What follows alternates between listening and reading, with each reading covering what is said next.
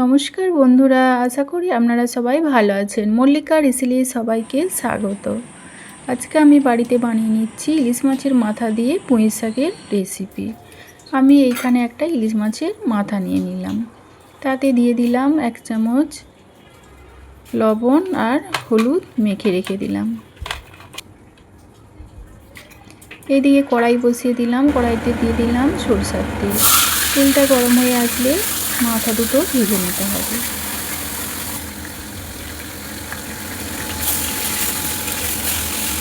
এখানে আমি মাথা দুটো ভেজে নিলাম। এখানে মাথা দুটো ভাজা হয়ে গেছে, এগুলো তুলে নিলাম। এদিকে আমি পটল, কুমড়ো, আলু, পুঁই শাক, বেগুন কেটে রেখেছিলাম। এখানে কড়াইতে দিয়ে দিলাম একটু তেল, তাতে দিয়ে দিলাম 2টো শুকনো লঙ্কা, একটা কাঁচা লঙ্কা, 2টো তেজপাতা, একটু 5 ফোড়ন, দিয়ে দিলাম সামান্য জিরে। এইখানে আর আমি কিছু মশলা ব্যবহার করব না। দিয়ে দিলাম একটা বড় সাইজের কেটে রাখা আলু। আলুটা দিয়ে কিছুক্ষণ নেড়ে চেড়ে নিতে হবে। দিয়ে দিলাম পরিমাণ মতো লবণ আর হলুদ।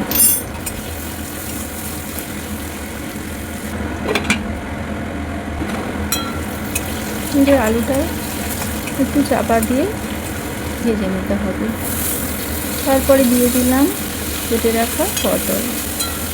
এখানে আমি 2টো পটল দিয়ে দিলাম। দিয়ে দিলাম পুঁই শাকের ডাঁটাগুলো ভালো করে ভেজে নিতে হবে। দিয়ে দিলাম লবণ, দিয়ে ভালো করে চাপা দিয়ে রান্না করে নিতে হবে। দিয়ে দিলাম বেগুন।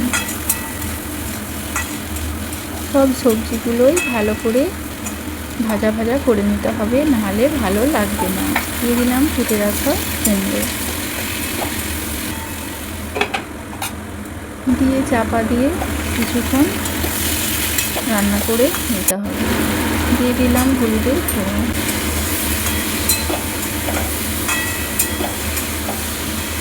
দেখতেই পাচ্ছেন এখানে আমার ভাজা ভাজা হয়ে এসছে। দিয়ে দিলাম কেটে রাখা পুঁই শাকের পাতা। এবারে ভেজে রাখা মুড়োগুলো দিয়ে চাপা দিয়ে দিলাম। এখানে জল ব্যবহার করার দরকার নেই, আঁচটা কমিয়ে রাখলেই জলটা বেরিয়ে আসবে, তাতে খেতে ভালো লাগবে। এখানে মাথাগুলো একটু ভেঙে দিলাম। আমি বেশি ভাঙবো না, কারণ ইলিশ মাছে প্রচুর কাঁটা, বেশি ভাঙার দরকার নেই। এইভাবেই খেতে ভালো লাগবে। এইভাবে বাড়িতে একবার বানিয়ে খেয়ে দেখবেন। দিয়ে দিলাম একটু মিষ্টি। এই রান্নাতে একটু মিষ্টি দিলে খেতে ভালো লাগে।